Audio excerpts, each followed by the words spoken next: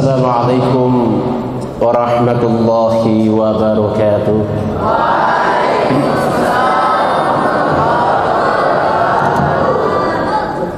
Alhamdulillahirabbil alamin.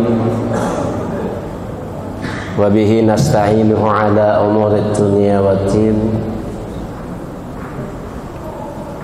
Alladzi akmala lana dinana wa atamma alaina ni'matahu wa radiya lana al-islam dinan. Asyhadu an la ilaha illallah wa asyhadu anna Muhammadan 'abduhu wa rasuluh. Allahumma shalli ala Muhammad wa ala alihi wa ashabihi ajma'in. Ya. Amma ba'du. Qala Allah Ta'ala fi kitabihil karim. A'udzu billahi minasy syaithanir rajim. Bismillahirrahmanirrahim. Wal yakhshal ladzina law taraku min khalfihim dzurriyyatan li'afa khafu 'alaihim falyattaqullah falyaqulu qawlan sadida. Qala aidan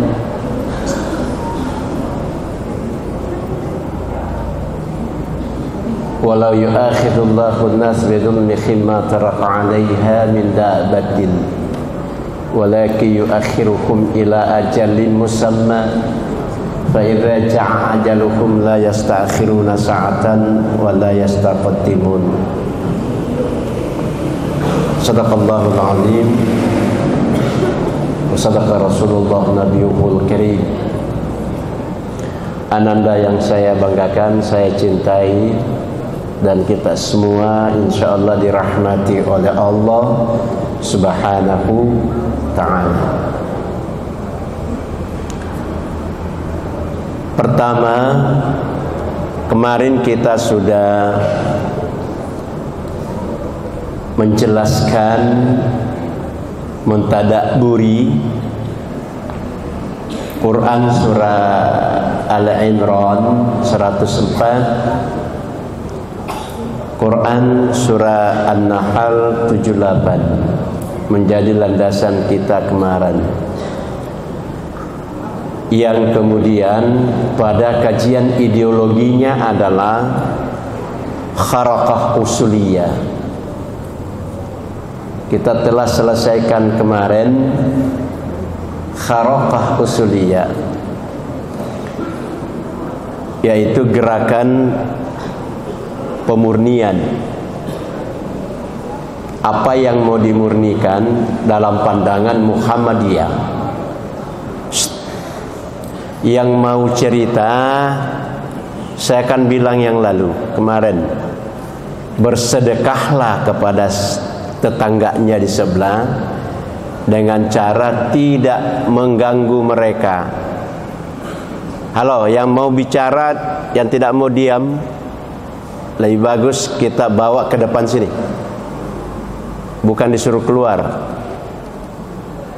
Yang mau bicara nanti di sini disuruh bicara, gitu ya, supaya menyalurkan aspirasinya di sini, supaya kita dengarkan semuanya apa yang dia maksud. Ya. Sebab dalam pandangan psikologi tidak ada satupun manusia paling hebat di dunia ini yang mampu memadukan satu kalimat dua hal dalam satu tempat. Dia juga mau cerita, misalnya dia mau dengar orang ceramah, tidak mungkin. Yang benar adalah melihat dan mendengar, itu adalah yang paling tinggi ratingnya dalam psikologi pembelajaran. Oleh karena itu Ananda, insya Allah tinggal sekali sepekan. Jadi saya sampaikan tadi salah informasi kemarin, Ustadz Ridwan nampaknya tidak komunikasi dengan dapur. Mestinya begitu selesai maghrib kita kajian dulu, Sudah salat isya baru pergi makan. Baru orang dapur siapkan khusus malam Sabtu. Tapi ternyata tidak komunikatif. Nah, sehingga insya Allah malam Selasa depan di Putri. Jadi ingat itu ya. Malam Selasa depan di Putri, tidak di sini. Malam Selasa berikutnya baru di sini. Jadi hitung itu. Ingat itu. Malam Selasa depan ini, pekan depan di Putri. Setelah itu Selasa berikutnya di Putra. Sesudah Isya. Jadi begini, sesudah Isya kita masuk. Seperti Dangkalang Kabut tadi. Saya juga ke Putri sudah pergi juga makan karena memang perjanjian saya Isya di sana, maghrib di sini. Tapi nampaknya tidak begitu. Nah, Allah mengingatkan kita, wal yahsyal ladzina law taraku min khalfihim dzurriyyatan di'afa khafu 'alaihim falyattaqullah falyaqulu qawlan sadida. Ini ayat Quran surah An-Nisa ayat 9. Itu dijadikan landasan perkaderan Muhammadiyah. Jadi kalau mau buka buku perkaderan Muhammadiyah yang sudah berubah berapa kali, tetap menjadi landasannya itu. Bahwa hendaklah ada di antara kamu takut, kata Allah. Apanya ditakuti? Bukan takut kemana-mana, takut atau khawatir meninggalkan generasi di belakangmu lemah. Dari ruh kalimat generasi lemah itulah menjadi ruh semangat perkaderan Muhammadiyah, melakukan pencegahan akan terjadinya generasi lemah. Apanya lemah? Segala-galanya. Walaupun ayat ini sesungguhnya ada ayat ekonomi, kesejahteraan, lemah ekonominya, tapi pada tataran perkaderan Ananda yang disebut dengan lemah adalah lemah akidah, lemah iman. Makanya dikatakan falyattaqullah, maka bertakwalah kepada Allah. Nah, generasi yang diinginkan oleh Muhammadiyah dalam tataran konsep perkaderannya adalah generasi yang bertakwa kepada Allah, yang tidak ada keyakinan lain selain kepada Allah. Itulah gunanya ada di sini. Maka ayat ini menjadi ayat landasan perkaderan. Maka semua sekolah kader Muhammadiyah harus paham ruhnya ini. Termasuk kita semua yang hadir malam ini. Bersyukurlah. Ya. Yang kedua, generasi yang diinginkan oleh Muhammadiyah dalam proses perkaderannya adalah falyaqulu qaulan sadida. Adalah generasi yang berani mengatakan kebenaran kemana dan di mana, kapanpun. Nah, itulah gunanya kalian di kader, mulai dari IPM, naik di perguruan tinggi, di kader IMN, lepas dari perguruan tinggi aktif di masyarakat, di kader di pemuda Muhammadiyah, dari TM1, TM2, TM3 misalnya latihan instruktur, lalu masuk Darul Arkam Dasar, Darul Arkam Menengah DAM, dan Darul Arkam Paripurna di pusat, lalu masuk LI 1, 2, 3 latihan instruktur, LIN latihan instruktur nasional. Alhamdulillah, gagah-gagah begini alumni instruktur nasional Muhammadiyah. Wah, gitu ya. Oh iya.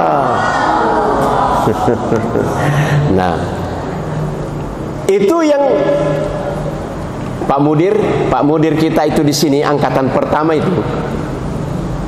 Pak Mudir, Pak Kiai Iskandar Tompo dengan dua orang lagi siapa namanya? Itu adalah alumni pertama pelatihan instruktur nasional Muhammadiyah. Kami ini alumni ketiga. Ada berapa orang? Kemarin meninggal dunia satu. Ketua PDM Makassar Pak Nurdin, Pak Kiai Nurdin masih itu sama-sama saya latihan instruktur di Jogja. Yarham kemarin meninggal dunia.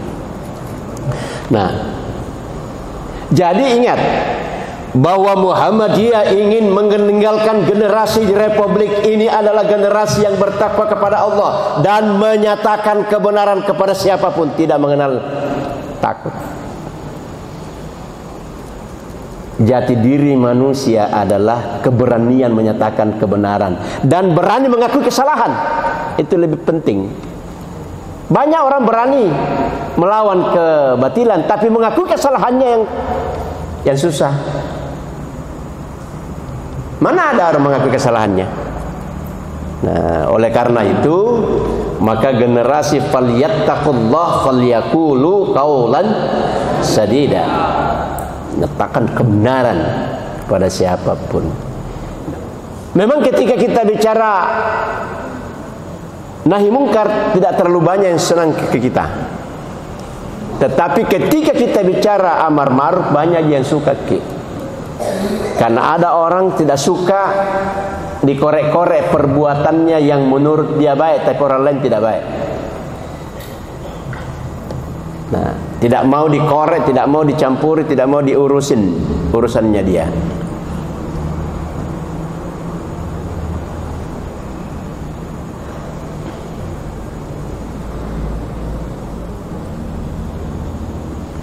Oleh karena itu maka kita lanjut ya. Muhammadiyah sebagai gerakan pemurnian harakah usuliyah kemarin kita sudah selesaikan. Kita masuk pada orang yang beragama tapi tidak bertauhid. Nah, yang mana contohnya itu? Salat, puasa, zakat itu beragama. Tapi kemudian tidak bertauhid, artinya keyakinannya ternyata keyakinan yang bertentangan dengan akidah Islam yang murni itu jalan juga dalam hidupnya. Percaya jimat-jimat, percaya bunyi-bunyi burung. Nulai bunyi itu besok ada orang mati. Apalagi burung hantu bunyi atau bunyi serai yang elang yang bunyi, katanya kalau bunyi dari laut ke gunung itu nanti banyak ikan. Tapi kalau dari gunung turun ke bawah, tanda-tanda tidak bagus. Itu pemahaman orang-orang tua dulu. Nah, itu. Jadi tidak selamanya yang canggih-canggih itu baik. Jadi alat-alat teknologi ini pada waktunya mungkin baik, pada waktunya tidak baik, begitu toh. Nah, adalah orang yang zalim. Orang yang beragama tetapi tidak bertauhid adalah orang yang zalim, yaitu orang yang menempatkan sesuatu bukan pada tempatnya. Masa anak santri suka pajak-pajak? Malu dong. Apalagi kalau anak tahfiz, hari-hari mandi ayat-ayat Al-Quran, kemudian melakukan kezaliman, itu sudah rusak benar itu.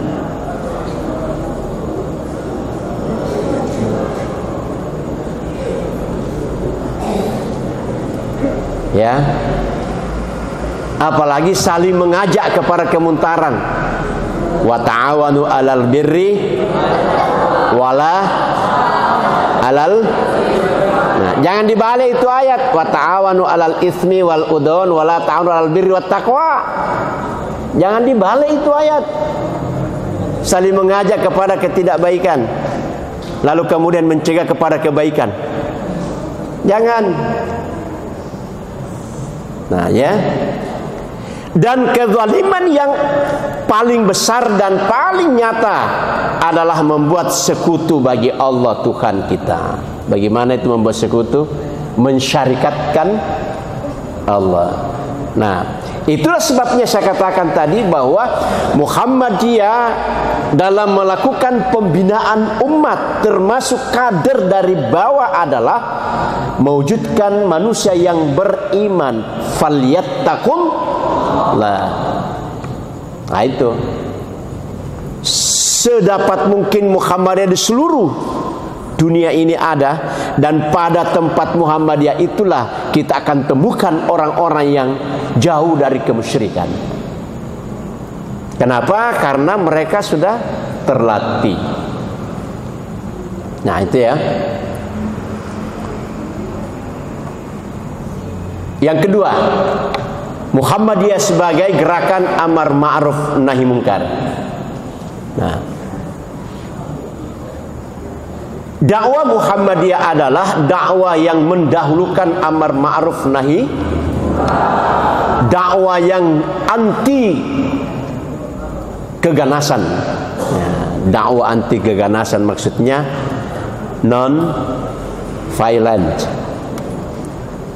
Dakwah yang mengusahakan empowerment, dakwah yang menggembirakan, dan dakwah yang membebaskan, yaitu membebaskan dari belenggu kemiskinan.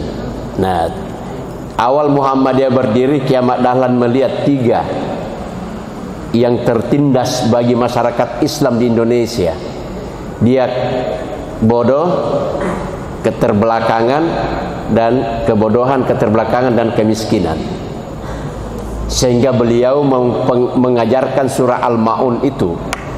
Dari ruh Al-Ma'un, gerakan Al-Ma'un inilah dia membebaskan kebodohan, kemiskinan, dan keterbelakangan umat. Nah, itu ya.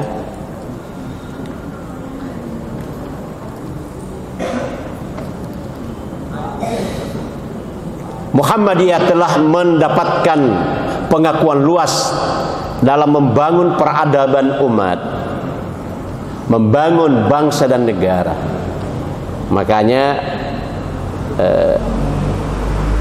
unggul berkemajuan itu bukan nyanyian-nyanyian dongeng itu bagi Muhammadiyah, dan bukan narasi abal-abal. Itu adalah sebuah harga mahal yang ditanamkan di Republik ini dalam membangun manusia, membangun peradaban manusia di Republik ini.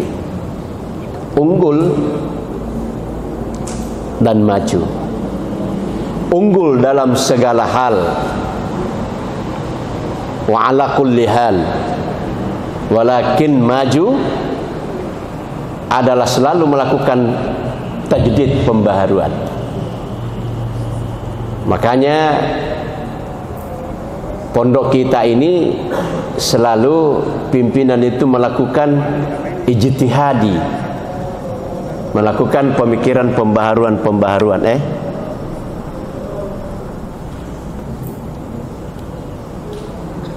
Ada lagi, hidup lagi. Hidup ya. Dicek nih, Ustaz. Roci.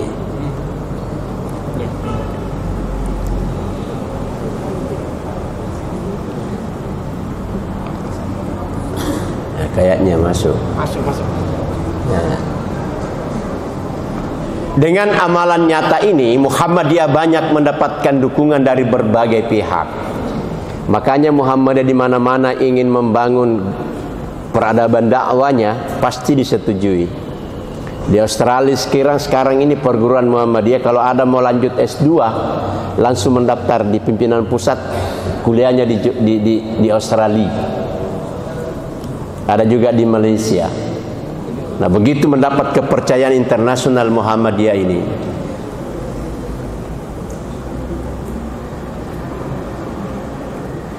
Nah, budaya amar ma'ruf nahi munkar, Muhammadiyah telah membangun dan memberikan contoh nyata dalam mengaplikasikan ajaran Islam. Khususnya tugas melaksanakan amar ma'ruf nahi munkar secara konsisten. Ingat bahwa Muhammadiyah itu secara konsisten melakukan perubahan itu sejak berdirinya 1912 yang lalu. Bukan sound system. Muhammadiyah bukan organisasi sound system. Tahu sound system? Apa itu sound? Ini yang bunyi-bunyi. Kita tidak mau melahirkan generasi dari pondok ini generasi sound system. Kita mau generasi konsisten, bahwa apa yang telah menjadi komitmen dia dalam hidupnya itu dibuktikan, diimplementasikan di tengah-tengah masyarakat. Barulah dikatakan dia adalah kader. Bagaimana mewujudkan kader paripurna? Adalah kader yang luar biasa dalam segala hal. Itu lahir dari pondok, Bapak. Ananda semuanya yang saya cintai lahir dari pondok itu. Makanya di pondok itu dari awal salah satu gagasan pendidikan Kiai Ahmad Dahlan adalah memadukan pendidikan umum dan pendidikan agama. Anak-anak santri Muhammadiyah hebat dalam pendidikan umum dan tidak tertinggal dalam pendidikan agamanya. Itu yang diinginkan oleh Muhammadiyah. Wujud nyata amar ma'ruf antara lain dilakukan dengan tablik, pengajian. Nah, makanya di pondok ini ada berapa pengajian. Ada Pak Kiai Abbas, ada Ustadz Mujahid, Pak Kiai Mujahid, ada Kiai Mutar, ada Samsuryadi menyampaikan materi yang berbeda-beda. Nah, yang kedua, budaya kerja. Nah, warga Muhammad dituntut kerja keras. Makanya bagi anak-anak tahfiz itu kerjamu hanya menghafal, bukan tidur. Sudah salat subuh, ada jadwal tertentu, paseknya menghafal, duduk di situ tekuni kutui itu ayat Al-Quran sampai pada batas waktu yang diatur oleh pimpinan, baru istirahat. Kalau ini kalian tidak lakukan secara kontinu dan tidak mengikuti aturan yang telah dibuat oleh pimpinan di sini, saya khawatir Ananda semua ini bukan juga gagal tapi lambat.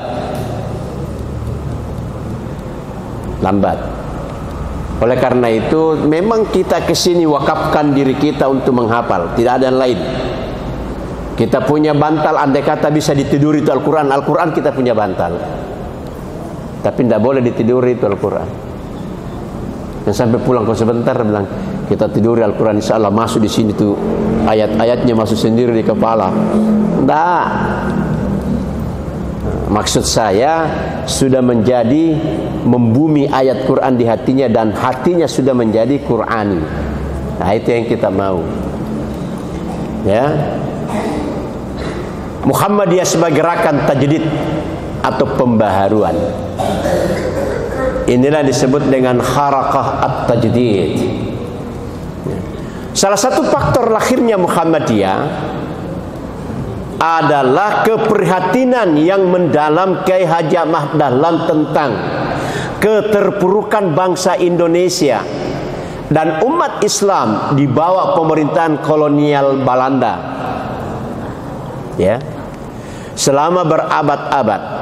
Akibatnya kolonialisme yang tidak berperi kemanusiaan itu dan tidak berperi keadilan itu, bangsa Indonesia diperlakukan laksana budak dan memang diperbudak, diadu domba satu dengan yang lain, diperbodoh, dimiskinkan dan di penjatuhan harakat dan martabat lainnya.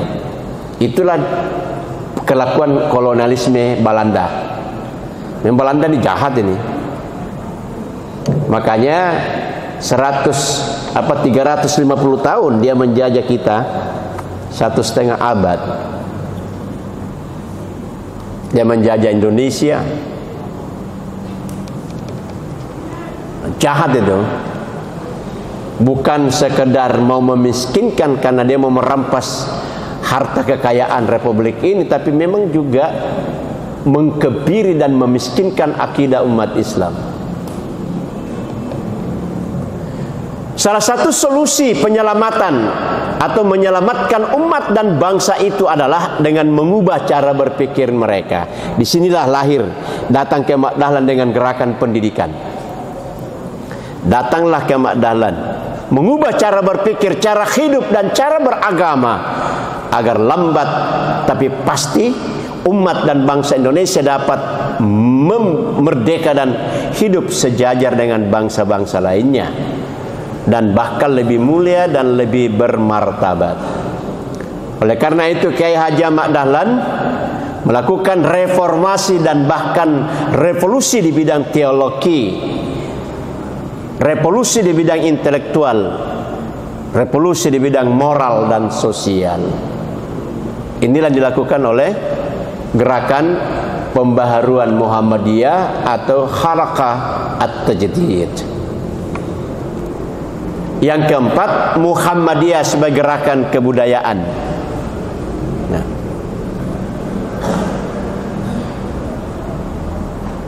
oleh karena itu, maka peran kebudayaan Muhammadiyah bukan budaya dalam arti kesenian, akan tetapi adat istiadat masyarakat lokal yang kemudian diislamisasikan. Bukan Islam ikut sama adat lokal setiap suku dan daerah, tetapi adat dan suku daerah itulah yang harus mengikuti pergerakan agama dari zaman ke zaman. Makanya Quran jadi ikutan, bukan Quran diikutkan membenarkan budaya itu. Nah, contoh budaya di Cekoang, apa itu? Maulu Lompoa yang pergi di laut membawa songkolo dan seterusnya. Itu bukan agama yang harus membenarkan itu, tetapi agama yang harus meluruskan itu, mengembalikan kepada maulid yang sesungguhnya menurut pandangan agama. Sudah banyak profesor doktor yang jadi penelitian itu. Di UIN itu sudah banyak profesornya itu, Maulud Lompoa. Nah, ternyata memang di sana sangat syarat ada dua kerusakan dilakukan. Rusak pada bidang mubasyirina, innal mubasyirina kana ikhwana syaitan. Yang kedua adalah merusak keyakinan, karena diyakini bahwa kalau tidak turun ke bawah ke sana melakukan itu ritual di laut, maka penjaga laut murka kepada masyarakat di sana dan tidak memberikan hasil nelayan yang maksimal. Nah, itu yang tidak benar, itu yang kita meluruskan. Cara lain dilakukan Muhammadiyah dalam membangun akhlak dan peradaban bangsa adalah dengan menjabarkan tafsir langka atau tafsir 12 langkah Muhammadiyah atau 12 tafsir langkah Muhammadiyah. Nah, ini yang kita mau. Inilah ruhnya ideologi Muhammadiyah. 12 tafsir langkah Muhammadiyah menjadi warisan literasi dari pimpinan Muhammadiyah lama. Ini dirumuskan oleh Ki Bagus Sadikusumo. Astagfirullah. Ini yang dilahirkan oleh Mas Mansur di Surabaya. Ingat, di Muhammadiyah dahulu pimpinan pusat ada dua Mansur. Ada Mas Mansur, ada apalagi yang Mansur Sumatera. Satu Mansur di Surabaya, satu Mansur di Medan. Itu di Muhammadiyah. Nah, Mas Mansur inilah mencoba menulis sebuah literasi yang benar, yang luar biasa pengaruhnya, yaitu 12 tafsir langkah Muhammadiyah. Dapat dijadikan pondasi jiwa dan hati dalam menghadapi tantangan dakwah dan masalah-masalah di masyarakat. 12 tafsir langkah Muhammadiyah yang dimaksud adalah sebagai berikut. Satu, nah, memperdalam masuknya iman. Nah, inilah yang dilakukan Muhammadiyah. Dari 1912 sampai sekarang, Muhammadiyah berdakwah untuk memperdalam masuknya iman. Pertanyaannya, bagaimana caranya memasukkan iman itu kepada hati dan pikiran umat manusia yang kemudian sesungguhnya kita tahu bahwa mereka tidak terima pandangan Muhammadiyah di tengah mereka. menganggap Muhammadiyah adalah paham baru, ajaran baru di tengah-tengah mereka. Nah, disinilah Muhammadiyah tetap akan tegak konsisten dalam menyampaikan dakwah amar ma'ruf nahi munkar dengan poin satu adalah memperdalam masuknya iman. Hendaknya iman itu ditakblikkan. Nah, makanya para ustadz, para mubalik, para santri setiap liburan ditugaskan untuk bertablik dimanapun mereka di kampungnya. Itu apa maksudnya itu? Untuk memperdalam iman kepada masyarakat. Mati lagi, tidak apa-apa mati lagi. Nah, serta dalil buktinya. Nah, kita buatkan dalil. Iman perlu dipengaruhkan dan digembirakan sampai ke darah daging hingga masuk ke dalam tulang sumsum manusia itu. Nah, itulah sebabnya bagaimana caranya? Satu, tahsin, memperbaiki tahsin. Dua, menggalakkan salatul lail. Makanya di Baitul Arqam itu ruhnya adalah membaca Al-Quran dengan baik dan benar dan berjamaah dalam bersalatul lail. Itu ruhnya gerakan Baitul Arqam itu. Ini yang kurang disadari. Jadi kalau ada orang hanya ikut Baitul Arqam di Muhammadiyah hanya menyelesaikan syariahnya karena dia misalnya guru, dia pengurus, dia hanya ikut pada materi lalu pulang ke rumahnya, tidak tinggal bermalam di tempat yang disediakan untuk berjamaah salatul lail tengah malam, maka itu rugi besar. Nah, ruh gerakan itu hilang.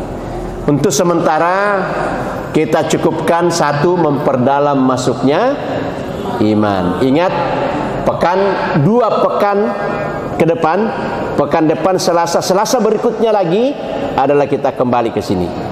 Ingat itu ya. Nah, tolong begitu selesai makan kembali ke masjid, siap-siap untuk kita sholat. Nah, yang saya mau ingatkan, nanti kembali Ustaz Ridwan saya suruh susun. Yang boleh menjadi imam rawatib kita latih karena memang untuk tempat pelatihan adalah kelas 1 aliyah sajalah. Kelas 1 aliyah ke atas. Kelas 4 itu ya. Kelas 4, 5 kan kelas 6 sekarang tidak ada. Kelas 4, 5 inilah yang dulu. Kan nanti nih sanawiyah kelas 3 juga naik. Akan naik ke atas. Jadi kelas 1, 2, 3 di sanawiyah atau SMP jangan ambil dulu. Apalagi kalau suaranya imam tidak memungkinkan, jangan maki paksakan jadi imam nak. Jangan maki juga mempaksakan. Memang kadang-kadang ada orang begini, tahu betul itu ilmu tajwid, tahu sekali tapi tidak memungkinkan suaranya. Kalau dia imam pasti banyak salahnya.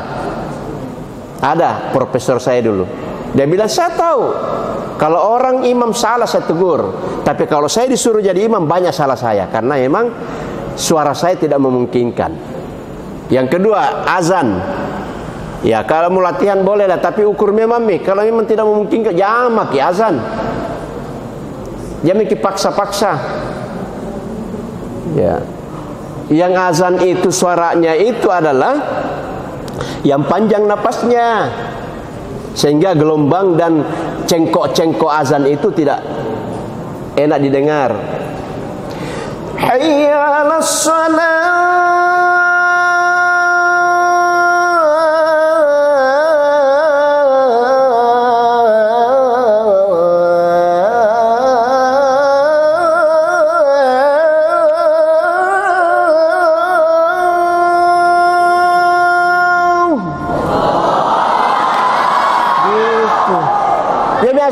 Allahu Akbar, Allahu Akbar,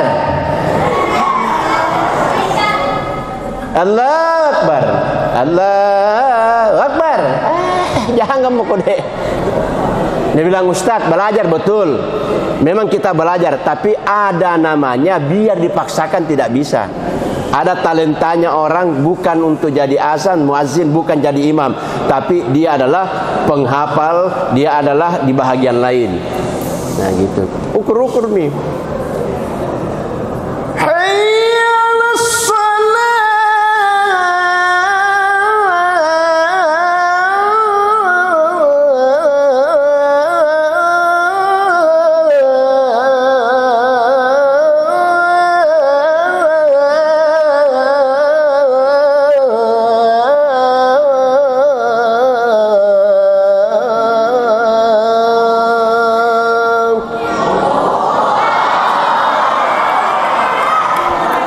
Oke, syukran jazakumullah Nanda. Saya sengaja sampaikan ini supaya kalau memang mau punya keinginan besar, latihan. Ingat, tidak ada yang tidak bisa berubah. Saya dulu waktu sanawiyah, suara saya tidak begini, tapi saya punya tekad mau, karena bapak saya memang qori terbaik.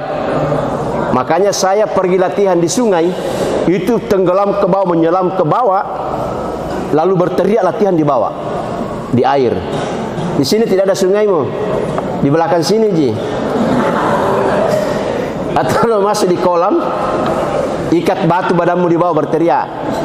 Nah, atau yang paling simpel latihannya, air 1 liter setiap bangun pagi, diteguk sedikit-sedikit sampai, jangan bernapas sampai habis. Nah, itu latihan saya dulu. Ada orang bilang makan ke ular supaya panjang suaramu, itu mitos. Jangan ikuti itu, salah itu, makanan haram itu. Nah itu ya, nah ya.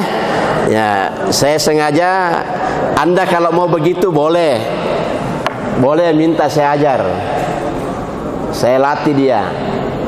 Saya alhamdulillah mohon ampun kepada Allah Nanda, ya berapa kali mau direkam untuk azan saya tidak mau. Saya belajar begini, punya begini bukan untuk dipamerkan, dipublikasikan, tidak. Memang saya ingin ajarkan kepada orang, minimal anak saya. Ada anak saya di sini penghafal tapi tidak bisa ikuti suara saya. Tapi insya Allah satu waktu bisa itu. Nah, ini juga, ini kemenakan saya nih. Ini di muka ini. Nah itu. Tidak, kalau dia latihan juga bisa. Ya. Saya kira itu Ananda, semuanya sama yang mau belajar. Saya kira mari kita tutup, kita cukupkan kajian kita malam ini. Insya Allah ingat, memperdalam masuknya. Saya ulangi, memperdalam masuknya. Itulah yang akan kita lanjutkan nanti. Saya kira itulah Ananda. Sekali lagi mari kita sama-sama menutup pertemuan kita malam ini dengan melafazkan basmalah, melafazkan hamdalah. Alhamdulillahirabbil alamin. Nasrun minallah wa fathul qarib wa basyiril mu'minin. Wassalamu alaikum warahmatullahi wabarakatuh.